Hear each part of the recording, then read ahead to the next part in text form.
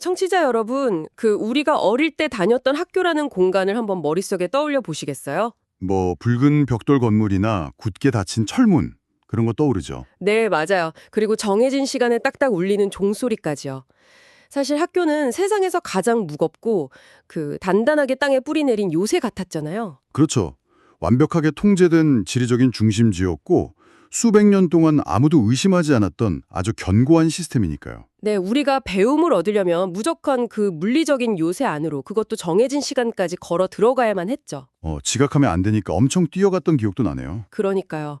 그런데 만약에 그 거대하고 무거운 요새가 하루아침에 공기증으로 그냥 싹 증발해 버렸다면 어떨까요? 물리적인 학교가 사라진다. 뭐 그런 말씀이신 거죠? 네, 견고했던 학교가 이제는 눈에 보이지 않는 데이터 형태가 되어서 적게도 위성 통신망을 타고 전 세계 어디에 있든 여러분 머리 위로 직접 다운로드 된다면요. 와, 그거 진짜 엄청난 상상인데요. 그렇죠. 오늘 우리의 심층 탐구는 바로 이 놀랍고도 도발적인 상상, 아니 사실 이제는 완벽한 현실이 되어버린 이야기에서 출발합니다. 네, 그래서 오늘 우리가 집중적으로 해부해볼 자료가 바로 2026년 3월 31일을 기준으로 작성된 종합경영 보고서잖아요. 맞습니다. 핵심 주제가 저궤도 위상 통신 기반의 노마드 교육 확산, 그리고 전통적 학교 체제의 해체를 다루고 있죠. 네, 오늘 우리의 미션은 아주 분명합니다. 수백 년 동안 국가 주도의 표준화된 교육이 당연하다고 여겨져 왔는데 이게 어떻게 산산조각이 나서 개인 맞춤형 지식 네트워크로 재구성되고 있는지 파헤쳐 보는 겁니다. 네. 그리고 그 눈부신 변화 뒤에 숨겨진 짙은 그림자나 제도적인 충돌 같은 것도 같이 봐야겠죠. 맞습니다. 자, 그럼 이걸 좀 더 파헤쳐 보죠. 아이들이 도대체 어떻게 배우고 있는지를 이야기하기 전에 그들이 어떻게 사하라 사막 한가운데서도 혹은 막 발리 해변에서도 끊임없이 연결될 수 있는지 그 기술적인 토대부터 좀 짚어봐야 할 것 같아요. 그렇죠. 지식이 이동하는 물리적인 길이 대체 어떻게 뚫렸는지를 먼저 이해해야 하니까요. 네. 보고서가 제일 먼저 주목하고 있는 게 바로 저궤도 위성 통신망, 그중에서도 스페이스X의 스타링크가 이뤄낸 경이로운 인프라 구축입니다. 와, 저도 이 부분 읽으면서 수치가 정말 압도적이라고 생각했어요. 2026년 3월 기준으로 스타링크 활성 위성이 무려 10,020개를 넘어섰더라고요. 네, 전 세계 모든 활성 위성의 65%를 스타링크 혼자 다 차지하고 있는 겁니다. 대박이네요, 진짜. 그래요. 게다가 2025년 한 해 동안 펠컨 9 미션만 120회 이상 쏘아 올려서 2세대 위성을 우주에 완전히 쏟아 부었거든요. 아, 2025년에만요? 네. 그래서 네트워크 용량을 무려 270 테라비트 퍼 세컨드나 추가했다고 나옵니다. 와, 270 테라비트요? 저는 이 수치를 보면서 과거에 우리가 쓰던 비유 있잖아요. 뭐 보이지 않는 거대한 랜선이다? 이런 표현은 이제 완전히 틀렸다는 생각이 들더라고요. 랜선이라는 단어로는 사실 이 엄청난 규모를 담아내기에 역부족이죠. 맞아요. 랜선이 아니라 그냥 지구 전체를 촘촘하게 감싸고 있는 거대한 신경망에 가깝습니다. 그러니까 인류의 지식이나 데이터가 마치 뇌의 시냅스처럼 지구 어디서든 실시간으로 막 번쩍번쩍거리며 전달되는 구조가 완성된 거잖아요. 아주 정확한 비유네요. 특히 제가 눈여겨본 대목이 평균 지연 시간을 20밀리초 미만으로 목표로 한다는 부분이었어요. 그 20밀리초라는 수치의 의미를 약간 좀 더 깊이 들여다볼 필요가 있습니다. 왜 하필 20밀리초일까요? 난 속도 문제가 아닙니다. 20밀리초는 인간의 뇌가 시각과 청각의 지연을 거의 인식하지 못하는 임계점이거든요. 아, 뇌가 현실이랑 똑같다고 착각하게 만드는 속도라는 거군요. 바로 그겁니다. 이 임계점을 돌파했다는 건 지구 반대편에 있는 학생이랑 가상현실, 즉 VR 환경에서 정말 실시간으로 상호작용할 수 있다는 뜻이에요. 오, 진짜요? 네, 예를 들어서 아프리카 오지에 있는 아이가 파리에 있는 아이한테 가상 공간에서 공을 던지잖아요. 네네. 그러면 뇌가 뭔가 어색한데 하고 이질감을 느끼기도 전에 상대방이 그 공을 딱 잡아낼 수 있는 속도인 거죠. 아, 그러면 프로젝트 기반 학습, 그러니까 PBL 같은 거 할 때도 완전 고해상도 3D 데이터를 막 주고받으면서 할 수 있겠네요. 물리적 한계가 아예 없어지는 거잖아요. 그렇죠. 물리적 한계를 완벽히 극복한 협업이 가능해진 겁니다. 게다가 내년 그러니까 2026년 상반기부터는 위성당 1테라비트 이상의 다운링크 용량을 주는 3세대 위성까지 투입될 전망이거든요. 그런데 혼자서 이 거대한 신경망을 다 구축하는 것도 아니잖아요. 마이크로소프트랑 파트너십 맺어서 만들어낸 결과도 엄청 인상적이더라고요. 네, 2025년 말까지 무려 2억 9,900만 명한테 연결성을 제공했죠. 그 중에서 특히 아프리카 소외 지역에 450개 커뮤니티 허브를 만들어서 AI 기반 교육 환경을 구축했잖아요. 저는 이 우주 신경망이 단순하게 선진국 부유층들만의 장난감이 아니라 전 지구적인 교육 격차를 확 줄일 수 있는 도구가 될 수 있다는 그런 가능성을 보여준 거라고 봅니다. 네, 아주 중요한 지점을 짚어주셨어요. 그런데 지구 단위의 실시간 신경망이 완성이 되었다면 그 위에서 작동하는 실제 학교의 모습은 과연 어떨지 궁금해지지 않으시나요? 네, 무지하게 궁금합니다.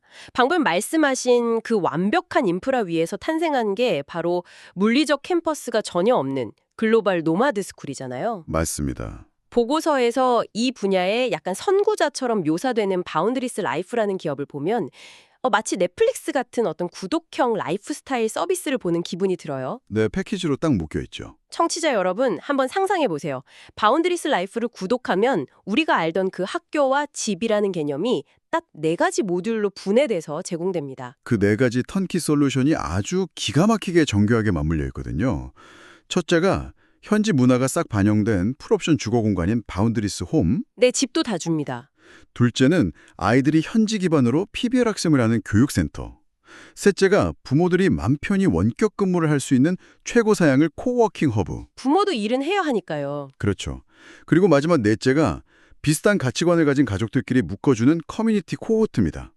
파지에서 약간 외롭고 고립되는 걸 막아주는 거죠. 와, 이분들이 일상에 들여다보면 틴이 무슨 영화 속 한 장면 같아요. 거점이 포르투갈 신트라, 그리스 시로스, 이탈리아 토스카나, 그리고 막 인도네시아 발리까지 총 8곳이나 있고 올해 2026년에는 일본 가마쿠라까지 확장한다고 하잖아요. 네, 전 세계가 무대죠. 아침에 딱 일어나면 부모는 코어일 허브로 출근하고 아이들은 토스카나의 구도심으로 갑니다. 교과서 딱 펴놓고 칠판 보면 수학, 역사 배우는 게 아니더라고요. 그럼 어떻게 배우나요? 애들이 직접 그 토스카나의 전통 농업 기술을 분석하는 프로젝트를 진행하는 거예요. 막 지역 시장에 가서 오늘 예산 짜고 현지 화폐로 환전하면서 실전 수학을 배우고요. 또 아드리아해 거점에 가서는 직접 바다에 뛰어들어서 해양 보존 데이터를 수집합니다. 그러니까 지식이 그냥 교실이라는 진공 상태에서 암기되는 게 아니라 현실의 그 복잡한 맥락 안에서 온몸으로 습득되는 엄청 생생한 과정인 거죠. 맞아요.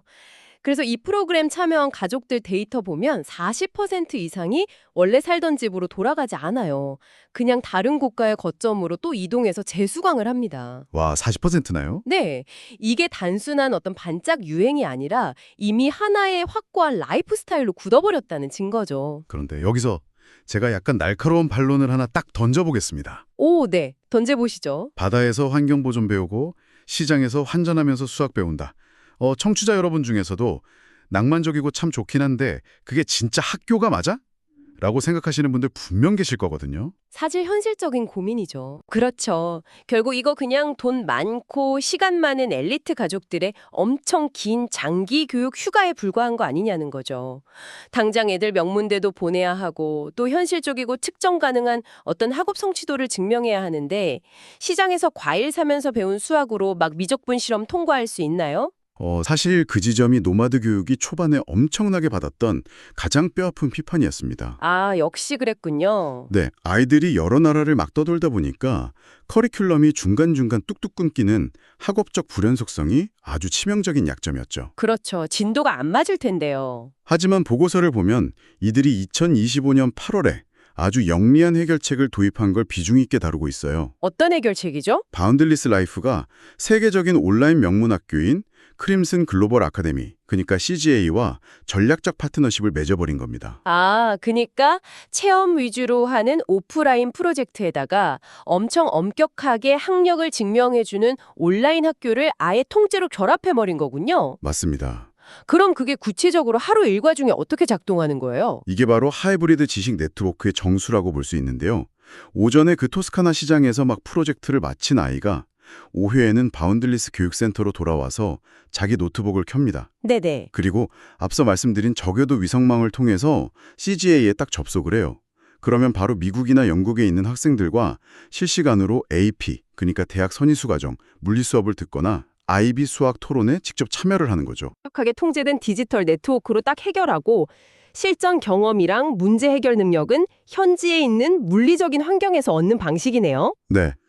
학교라는 건물 자체가 싹 사라진 자리에 이 두 가지를 완벽하게 연결하는 무한한 허브가 생겨난 셈이죠. 듣고 보니까 뭐 아침에는 시장에 가고 오후에는 막 빡세게 AP 물리 수업을 듣고 이게 지구 단위에서 엄청 매끄럽게 돌아간다는 건데 네, 아주 매끄럽게요. 사실 이렇게 완벽한 하이브리드 시스템을 전 세계 곳곳에서 아무 끊김 없이 유지하려면 돈도 엄청나게 들고 기술도 되게 복잡하지 않겠어요? 엄청나죠. 이 거대한 톱니바퀴를 굴리는 어떤 배관 공사는 대체 누가 뒤에서 하고 있는 걸까요?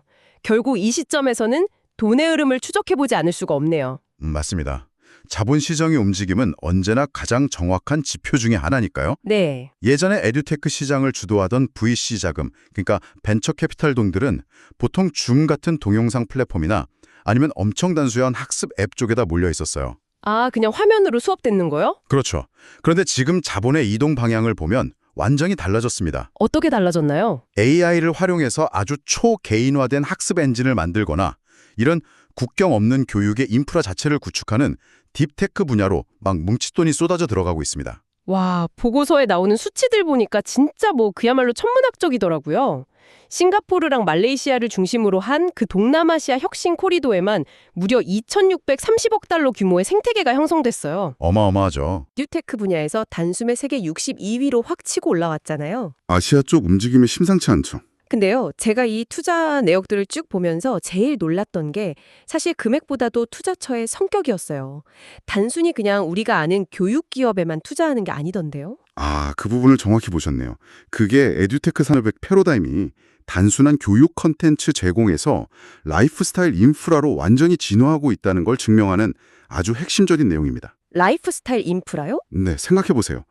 글로벌 노마드 생활을 할 때 가장 큰 적이 뭘까요? 바로 불규칙성 그리고 불확실성입니다. 자본은 바로 이 불확실성을 완벽하게 통제해주는 시스템을 만드는 데 집중적으로 투입되고 있는 거죠. 아, 맞아요. 그 대표적인 예가 터코이즈 헬스라는 기업이잖아요.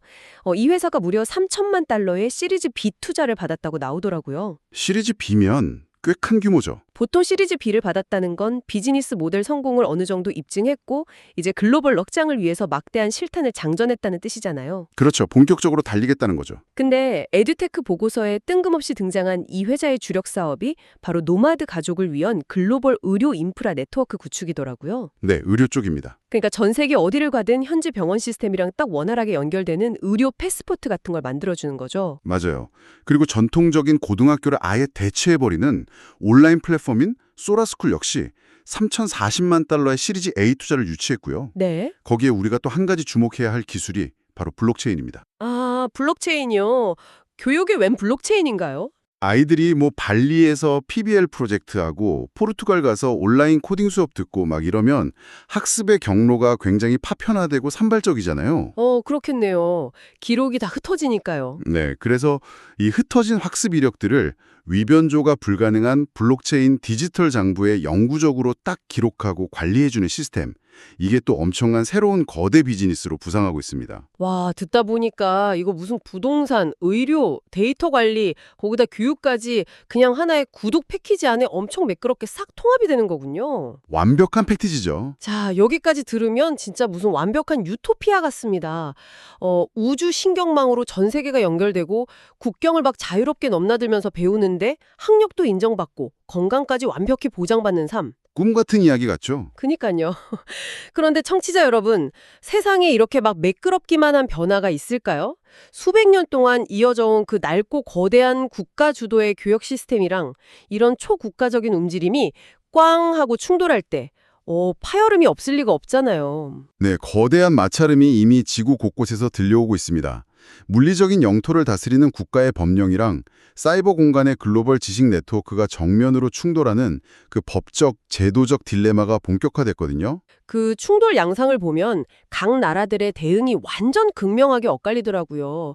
프랑스 같은 경우는 2022년부터 홈스쿨링 규제를 극도로 강화해버렸잖아요. 네, 엄청 빡세졌죠. 건강 문제 같은 특별한 사유가 없는 한 무조건 모든 어린이가 정규학교에 출석하도록 아주 강제하고 나섰어요. 반면에 스페인이나 크로아티아 같은 국가들은 아예 정반대 행보를 보이죠. 어떻게든 세수 확보를 해보려고 디지털 노마드 비자를 막 앞다투어 발급하면서 이런 글로벌 가족들을 자기 나라로 끌어모으고 있거든요. 여기서 우리가 깊이 좀 들여다봐야 할 부분이 그럼 대체 프랑스는 왜 그토록 강경하게 애들을 학교에 묶어두려 통제하려 하는가? 이거잖아요. 아주 예리한 질문입니다. 국가는 말이죠. 학교를 단순히 국어나 수학 같은 지식 전달하는 장소로 보지 않습니다. 학교는 국가가 중요하게 생각하는 어떤 가치관이나 정체성을 주입해서 시민을 주조해내는 아주 핵심적인 기관이에요. 아, 국민을 만드는 곳이군요. 네. 프랑스가 진정으로 두려워하는 건 바로 국가가 시민을 길러내는 그 독점적인 권력을 뺏기는 겁니다. 그렇겠네요. 반면에 비자를 막 내주는 국가들은 이 노마드 자녀들이 결국 우리나라 공립학교에 와서 통합되지 않을까 하고 내심 기대를 하는데 사실 부모들의 생각은 완전히 다르죠. 부모들은 그 현지에 통제된 표준 교육을 받게 할 생각이 전혀 없잖아요. 국경이 없는 그냥 글로벌 표준 교육을 원하니까요. 네, 그렇습니다. 그래서 결국 엄청 비싼 사립 국제학교를 보내거나 아니면 규제의 완전 사각지대에 있는 어떤 사설교육센터를 이용하게 되는 거죠. 저는 이 상황을 보면서 약간 교육계의 조세도피처라는 비유가 딱 떠올랐어요. 교육계의 조세도 비쳐요. 네, 부자들이 막 세금 피하려고 저기 카리브해 같은 곳에 페이퍼 컴퍼니 세우잖아요. 그것처럼 이런 글로벌 엘리트들이 국가 의무 교육이 주는 어떤 통제나 규제를 싹 회피해서 자신들만의 거대한 자본이랑 기술로 자기들만의 엄청난 엘리트 리그를 구축하고 있는 것 같거든요. 아, 국가 시스템에서 그냥 쏙 빠져나가 버리는 거죠. 와, 아주 도발적이고 재미있는 비유네요. 그렇죠. 하지만 이게 전적으로 공정한 평가라고 보기는 조금 어려울 수도 있습니다. 왜요? 이 노마드 가족들의 입장에서 한번 생각해 보면요. 네. 그들은 단지 기존 시스템에서 도망치는 게 아니거든요.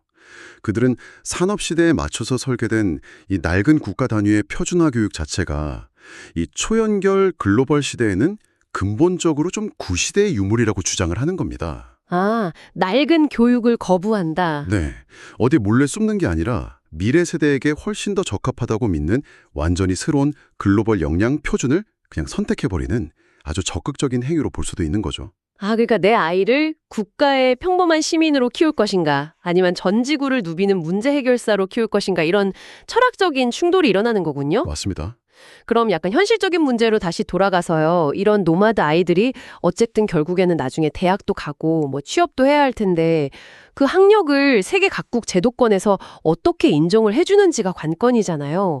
그 실체도 없는 학교의 졸업장을 기존 대학들이 순순히 다 받아주나요? 그 부분 때문에 사실 국제사회도 지금 발빠르게 움직이고 있습니다.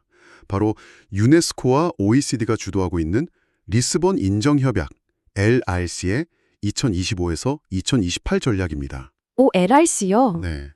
이 전략의 핵심이 바로 AI를 기반으로 한 인증체계, 그리고 마이크로 크리덴셜, 즉 소단위 학위의 도입입니다. 마이크로 크리덴셜이라는 게 정확히 어떤 식으로 작동하는 건가요? 아주 쉽게 말해서요. 옛날에는 4년제 졸업장이라는 엄청 거대한 하나의 덩어리가 있었잖아요. 이걸 아주 잘게 쪼개는 겁니다. 학위를 쪼갠다고요. 네. 예를 들어 아까 바운드리스 라이프에서 학생이 아드리아해 해양 보존 프로젝트를 한 3개월간 수행했다고 쳐보죠. 네네. 그러면 인공지능이 그 프로젝트 과정에서 학생이 발휘한 어떤 데이터 분석 능력이라던가 생물학적 지식을 쫙 측정을 해서 이 정도면 국제 표준, 즉 IB 수준에 부합한다 하고 작은 블록 단위의 학위인 마이크로 크레덴셜을 발급해주는 식입니다. 레고 블록처럼요? 맞습니다. 이 블록들을 레고처럼 쪼롱 조립해서 개인의 전체 역량을 증명하게 되는 거죠. 오, 신기하네요. 그리고 2027년까지는 이렇게 온라인이나 국경 밖에서 딴 학위를 국가가 자기들 마음대로 부당하게 거부하지 못하도록 실질적 차이에 대한 가이드라인도 딱 마련될 예정입니다. 와, 그러니까 학위를 인정하는 독점권조차도 이제 국가에서 글로벌 기구로 막 넘어가고 있는 거네요. 그렇습니다. 뭐 제도적인 해결책이 이렇게 마련되고 있다니 다행이긴 한데요. 보고서 뒷부분을 보니까 아이들 개인에게 미치는 심리적이고 사회적인 부작용도 만만치 않게 지적하고 있던데 이 부분도 짚고 넘어가야죠. 네, 아주 중요한 문제입니다. 노마드 환경에서 자라는 아이들이 막 전 세계를 돌아다니면서 피부색도 다르고 문화도 다른 엄청 다양한 사람을 만나니까 겉보기에는 사교성이 엄청 좋게 발달할 것 같잖아요. 보통 그렇게 기대하죠. 막 글로벌 리더가 될 것 같고. 네. 하지만 이 관계라는 게 이동할 때마다 툭 하면 끊어지다 보니까 극도로 피상적인 사교성만 발달한다는 비판이 제기되고 있습니다. 아, 얕은 관계만 맺는다는 거군요. 그렇죠.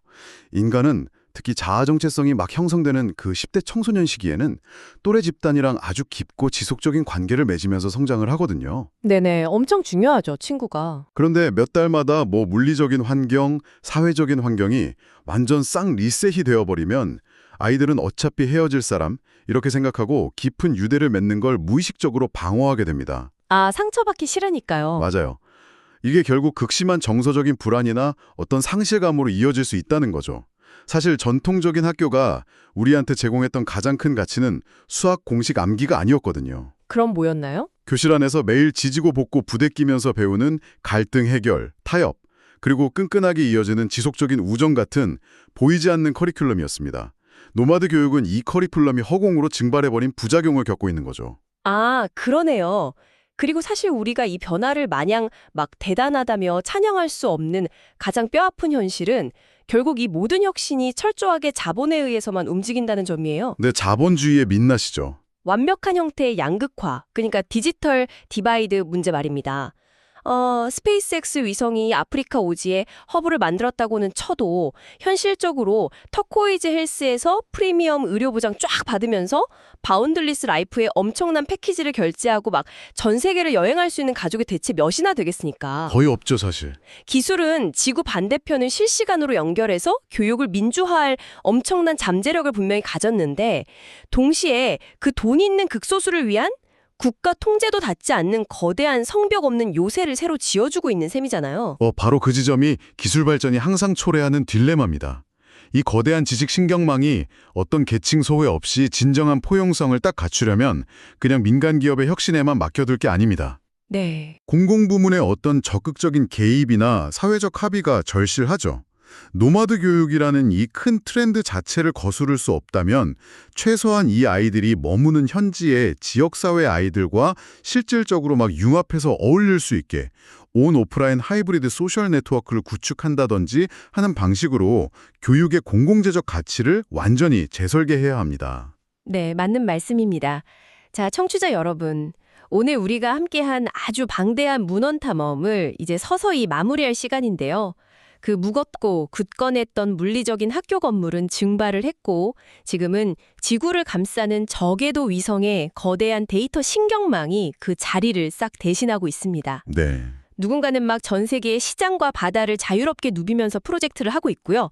글로벌 자본인 이들의 파편화된 삶을 매끄럽게 연결해주는 거대한 인프라를 지어주고 있죠. 엄청난 변화죠. 동시에 국가의 통제력이나 교육 철학은 위협을 받고 있고 또 그 눈부신 자유 이면에는 우리 아이들의 심리적인 고립 문제 그리고 완전히 새로운 형태의 교육 양극화라는 짙은 그림자도 분명히 같이 드리워져 있었습니다. 수백 년 된 그 장소로서의 학교가 해체되고 있다는 게 사실 결코 교육의 종말을 의미하는 건 아니거든요. 그렇죠. 새로운 시작일 수 있죠. 오히려 시공간을 초월해서 지식이 그야말로 폭발적으로 쫙 연결되는 인류 교육 역사상 가장 극적이고 또 혼란스러운 진화의 한가운데를 지금 우리가 관통하고 있다는 증거입니다. 네. 그래서 저는 늘 배움을 갈망하고 항상 지식의 최전선에 서고 싶어 하시는 학습자, 바로 청취자 여러분께 이런 질문을 하나 던지고 싶어요. 어떤 질문이죠? 이 거대한 패러다임 전환을 지켜보시면서 여러분 자신의 학습 방식은 지금 어디쯤 머물러 있습니까? 혹시 새로운 지식을 습득할 때 아직도 뭐 고정된 장소에 가야 한다거나 전통적인 학위 시스템 안에서만 배워야 한다는 그런 과거의 무거운 요새 안에 스스로를 가둬두고 계시지는 않은가요? 뼈 때리는 질문이네요. 지식이 막 국경을 넘어 실시간으로 스트리밍되는 시대잖아요. 이런 시대에 여러분만의 어떤 맞춤형 노마드적 배움은 과연 어떤 모습으로 새롭게 설계되어야 할지 한 번쯤 깊게 고민해 보셨으면 합니다. 배움의 권한이 온전히 개인한테 딱 넘어왔다는 거. 이게 엄청난 자유를 의미하기도 하지만 그 자유 속에서 길을 잃지 않아야 한다는 아주 무거운 책임감을 우리에게 요구하기도 하니까요. 맞습니다. 자, 오늘 신층 탐구를 마치면서 여러분께 마지막으로 조금 묵직하고 도발적인 상상을 하나 던져드리고 싶습니다. 네. 오늘 우리가 쭉 살펴본 것처럼요. 만약 미래에 아주 뛰어난 지능과 또 막대한 자본을 가진 그 엘리트 계층들이 전부 다 노마드가 되어서 국가 시스템을 싹 탈출해버린다고 한번 가정해보죠. 완전히 빠져나가는 거네요. 네, 세금처럼 부과되는 지역사회의 의무나 유대감 같은 거 그냥 훌훌 털어버리고 전 세계를 막 떠도는 그들만의 완벽한 리그가 완성된다면요. 그렇다면 지금 우리가 발딛고 살아가는 이 물리적인 동네, 지역사회에 막 산적해 있는 쓰레기 문제, 빈곤 문제, 뭐 치안 같은 수많은 골칫거리들은 대체 누가 남아서 해결하게 될까요? 와, 가장 훌륭한 학교마저 흔적 없이 사라지고 핵심 인재들이 전부 클라우드 속으로 훌쩍 떠나버린 그 텅 빈 동네를 상상하니까 이거 꽤나 서늘하면서도 엄청 시급한 고민거리를 안겨주네요. 처음에 제가 말씀드렸던 그 무겁고 굳건한 붉은 벽돌 학교가 어쩌면 우리 지역사회 사람들을 하나로 딱 묶어서 같이 고민하게 만들었던 마지막 중력이었을지도 모르겠습니다. 아, 중력? 여러분도 오늘 밤 그 중력을 잃어버려서 텅 비어버린 동네 풍경을 한번 가만히 상상해 보시기 바랍니다. 오늘 우리가 나눈 이 이야기들이 여러분 머릿속에 기분 좋은 아하 하는 깨달음의 순간과 쉽게 잊히지 않을 묵직한 질문을 동시에 남겼기를 기대합니다. 네, 이 복잡하고 흥미로운 여정에 아주 깊이 있는 시각으로 함께해 주셔서 감사합니다. 여러분의 일상 속에서도 계속해서 날카로운 호기심 잃지 않고 유지하시길 바랍니다. 네, 그럼 저희는 다음 심층 탐구에서 또 다른 흥미로운 지식의 퍼즐에 한가득 안고 여러분을 찾아오겠습니다. 안녕히 계세요.